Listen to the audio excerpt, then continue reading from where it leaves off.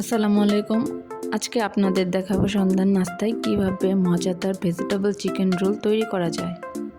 Role তৈরি করার জন্য প্রথমে সবজিগুলো কুচি কুচি করে কেটে নিব। এরপর পূর্বে সিদ্ধ করা মুরগির মাংসগুলোকে একটি প্যানে বাদামি হওয়ার আগ পর্যন্ত ভেজে নেব।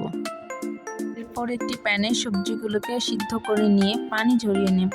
এরপর একটি প্যানে তেল গরম করে নিয়ে পেঁয়াজ কুচি, মরিচ কুচি, টমেটো, আদা রসুন বাটা, মরিচ গুঁড়া, হলুদ গুঁড়া, ধনিয়া গুঁড়া, গরম মশলা গুঁড়া, জিরা গুঁড়া ও পর্যাপ্ত পরিমাণ লবণ এবং পানি দিয়ে সবজিগুলোকে ভালোভাবে রান্না করে নেব। এরপর রান্না করা সবজিগুলোকে একটি প্লেটে তুলে রাখবো। রোলের রুটি তৈরি করার জন্য পর্যাপ্ত পরিমাণ পানি, লবণ ও গুঁড়া দুধ দিয়ে মসৃণ ব্যাটার তৈরি করে নিব। এরপর রুটিগুলোকে একটি প্যানে ভেজে নিলাম। এরপর তৈরি করে রাখা রুটির ভেতর সবজিগুলো দিয়ে রোল করে নিব। আগে থেকে ফেটিয়ে রাখা ডিম এবং বিস্কুটের গুঁড়া দিয়ে রোলগুলোকে মাখিয়ে নেব।